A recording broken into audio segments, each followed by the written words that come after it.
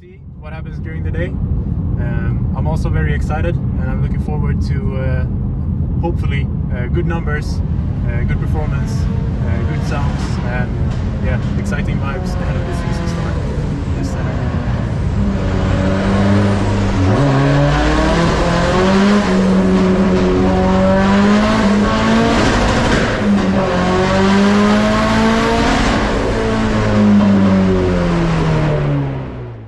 I figured I'd start this video a bit differently. The other day I got the news that the exhaust manifold and the downpipe is ready, so let's go pick up the Miata.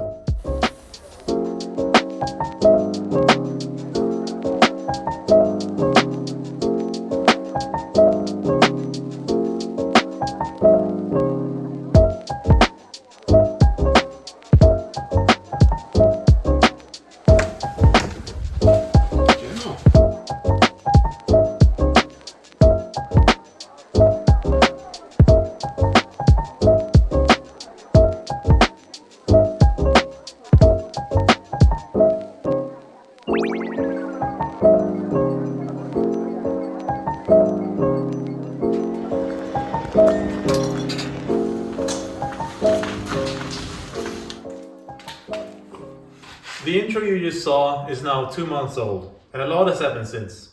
We've gotten the car started, and it's also been dynoed.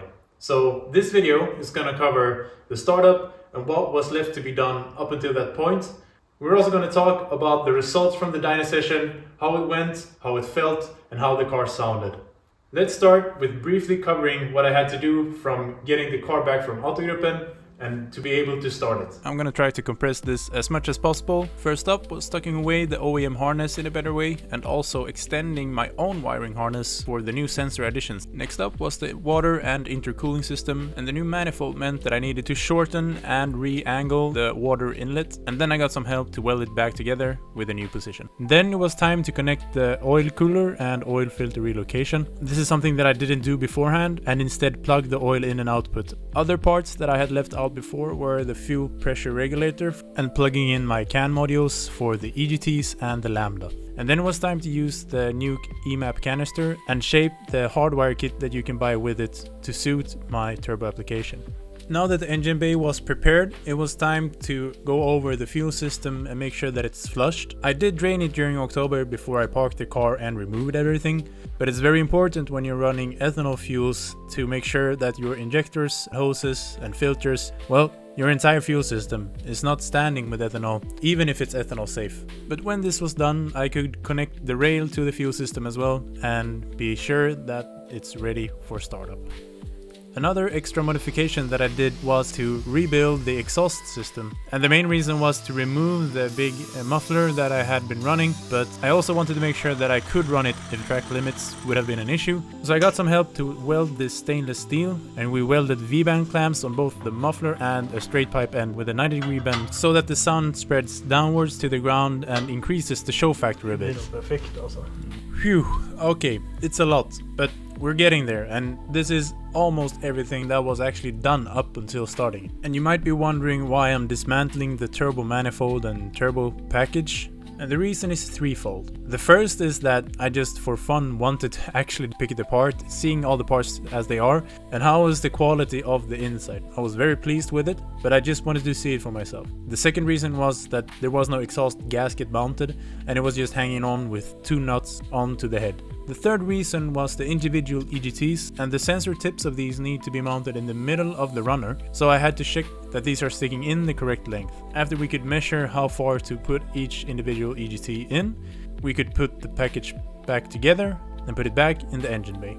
The final step of what I'm going to show you from my list was to actually pressure test the intercooler system. Now this is a good habit to do, and I found that it was leaking just the tiniest of amount from the throttle body, so I tightened this down and we were all good to go.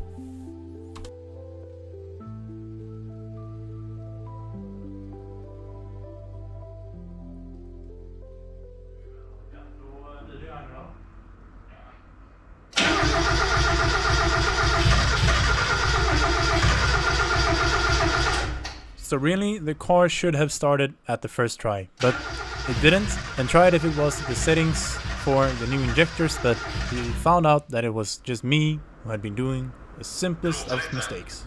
Nej, det är för att den är urkopplad. I had forgotten to plug in all but the first injectors, and that explains why it was almost firing, as you heard.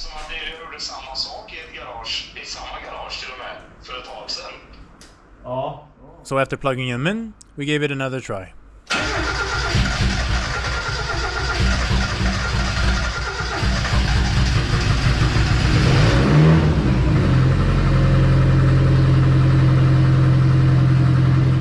Hearing the car run for the first time in half a year, and after all that's been going on, all the money spent and time on building, it was quite a feeling, but I was also still very nervous because this is one of the moments where a lot of stuff can go wrong and a lot of stuff can start leaking, and yeah, we got fire extinguishers close and prepared for the worst.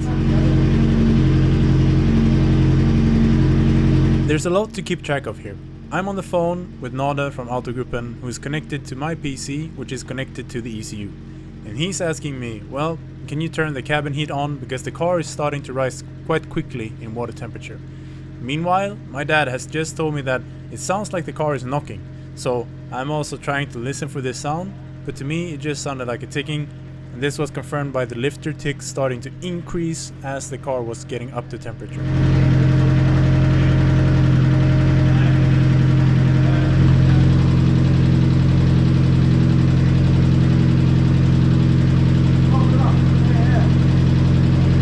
Then something else started to happening. My dad thought he saw some water seeping out of the rear of the engine, and it wasn't enough to be concerned, but Nodder said that, well, we're already up to temperature so you can turn the car off. But after checking what it actually was, it turned out to be that there's leaking some oil out of the valve cover gasket.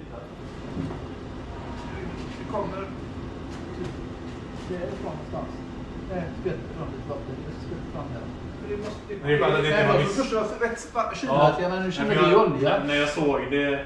när jag själv såg det så såg jag det första jag såg att det ligger en pöl med olja här på. Det var va? Ja, det här var en bra uppstart. Vad måste det vara? En bra uppstart. The Miata was just started for the first time with a freshly built engine and the new setup. I only really had one issue, and that's that the valve cover gasket leaked some oil. So when it comes to startup issues, this is something that I'll take any day of the week. I think it'll be quite smooth to fix it. Just have a closer look at removing the valve cover, making sure that the seal is as it should. Now with the heat cycle into everything, I just made sure that the exhaust manifold is tightened enough, and I'm gonna continue my way through the rest of the system.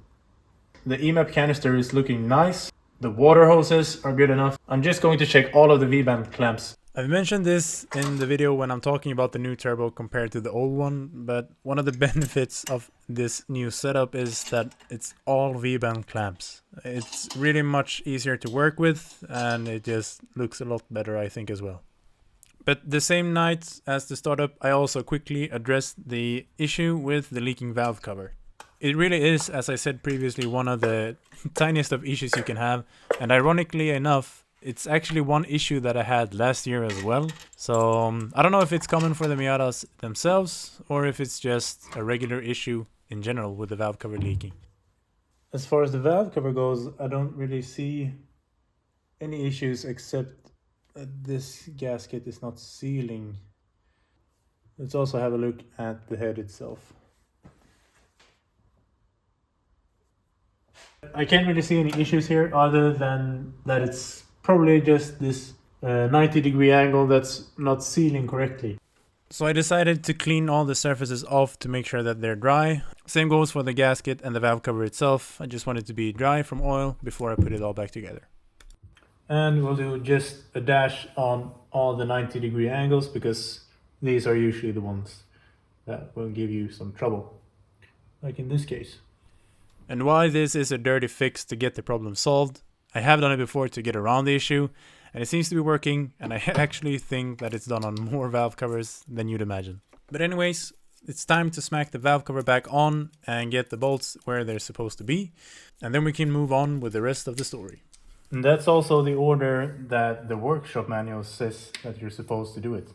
And you have heard me say it before, I like to torque things down if there's a torque spec for it, and I also like to do stuff in the correct way that any workshop manual states, if I am aware that it exists. Now that the valve cover has properly sealed, it's another day. I think the car is ready to be heat cycled again, make sure that everything looks good, and if it does, I'm going to try to just gently drive it around here on the enclosed area, just to feel that the gearbox and clutch works as it should, because that's all new and we don't want to be up in Mellerud realizing that something is wrong with the clutch or gearbox. So if everything works fine here with another startup, it's going to be rolling under its own power for the first time since the beginning of October.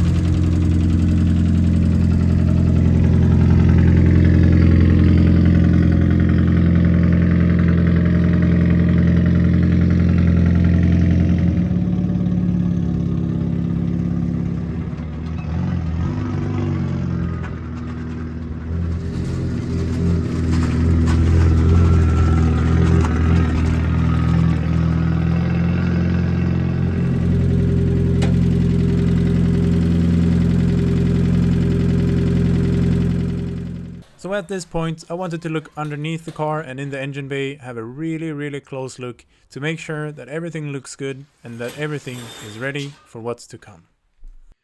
So the car starts, it runs, and I also managed to get the valve cover sealed properly. Next step is actually dyno it. The nerves were really getting to me as the dyno day crept closer and closer. I still had some sort of good feeling, but I always had the mindset that, well, something might break on the dyno and maybe there won't be a season to drive. Because if it wouldn't have worked, maybe I wouldn't have been able to afford rebuilding the engine once again. It's dyno day. It's 5:30 in the morning and we're gonna head up to Autogruppen. But I'll tell you more in the car of what I'm feeling and what I'm expecting.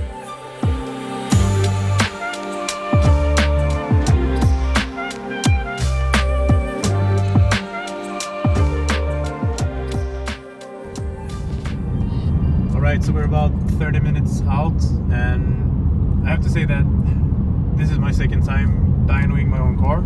I actually feel a bit more nervous ahead of it this time.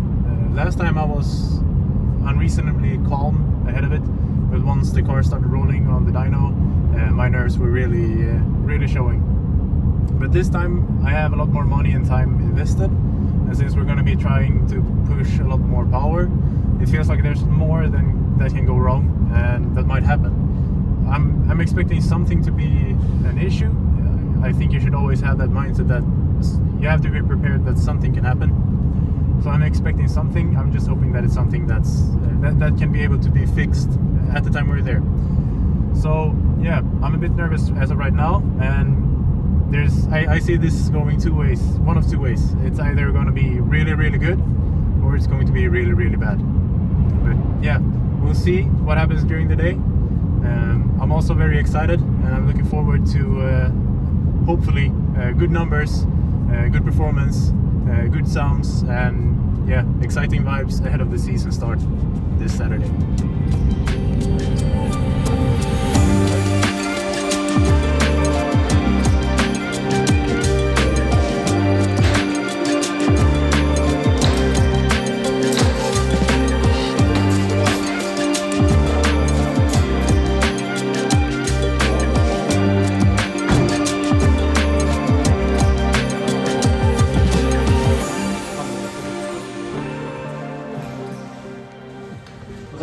Jag sa livet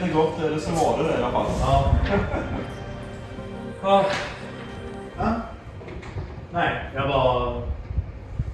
Inget? Du börjar kännas nervigt nu. Jaha, jag har handen. Nej, det går bra. Vill du skala handen? Det går bra. Tack ändå.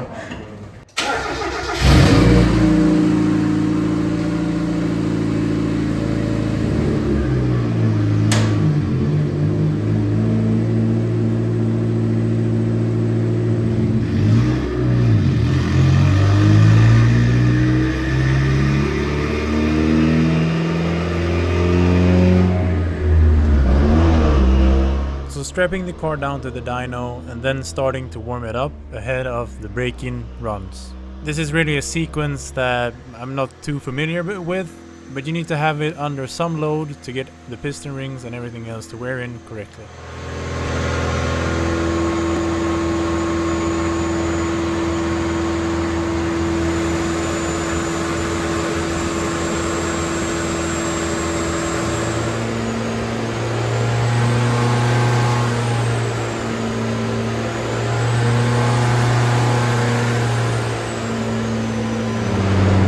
It was during this time that Nader asked me to hop into the car and feel and listen to some vibrations that he was feeling from the rear end of the car.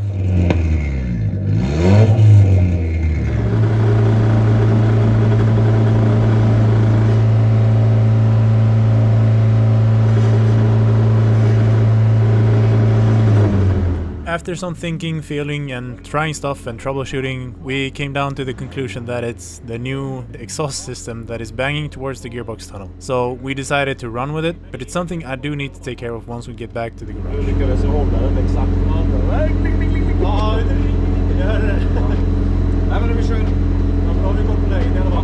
But the braking runs worked flawlessly except for this. So it was time to do a quick oil change and then strap the car back down to the dyno. And we headed for some lunch before actually starting to run the dyno session to what it's supposed to be.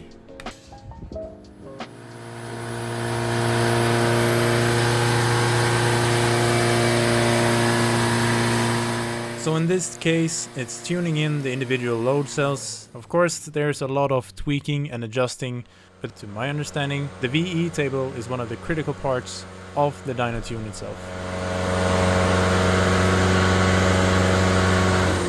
I don't know how much the car was loaded at this point, but at 0.3 bars, the little Miata car was starting to make turbo noises that I just don't think this one should be doing. I looked over to my dad to indicate that, well, it's just the start and there's a lot more to come.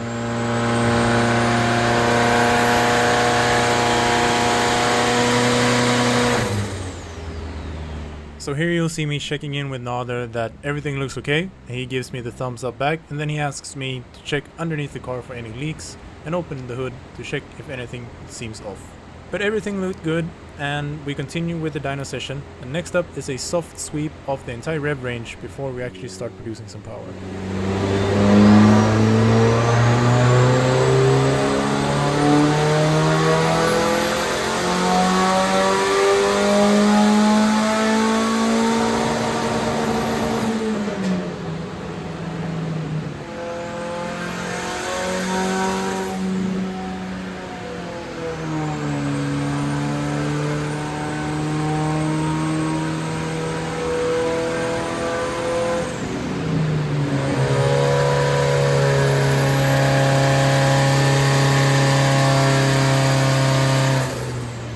So after some more fine-tuning and adjusting, it's time to do an actual pull, and this one is at 0.8 bars, which is the wastegate pressure.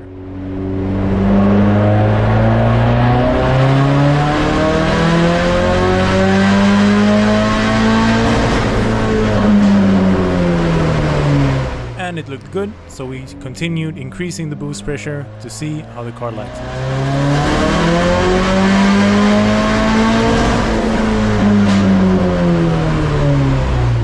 I'm really happy that I got Nader's reaction of this, because at this point we had already reached the soft limit of what I wanted to have the car on for it to be worth what I've been doing this winter.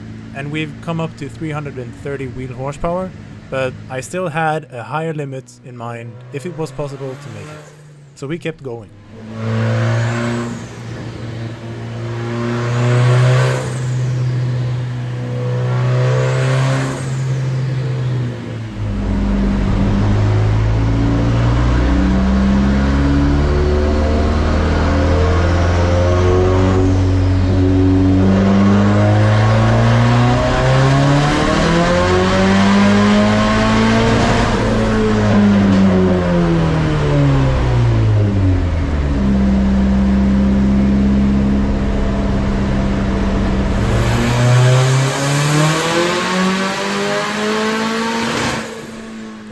is the moment that we stopped. At 1.6 bars, we delivered 352 wheel horsepower, but the dyno session wasn't done there.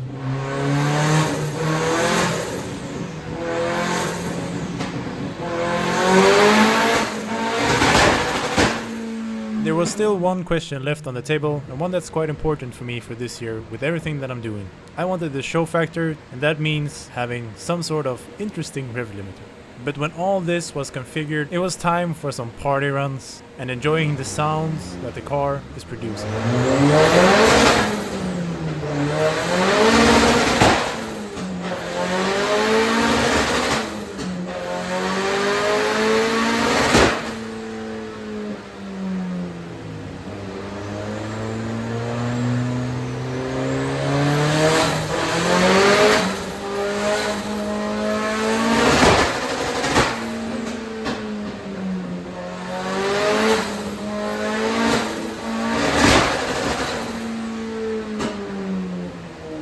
Once this was over, it was time to release the car from the dyno and load it back onto the trailer and summarize how the day has been. I'm sorry for the wind noises in the background, but I figured it's better to actually have this recorded on scene than, well, me doing a voiceover. What a day! I'm super pleased with the results. It turned out that we stopped at 350 wheel horsepower and just above 400 Newton meters, I think.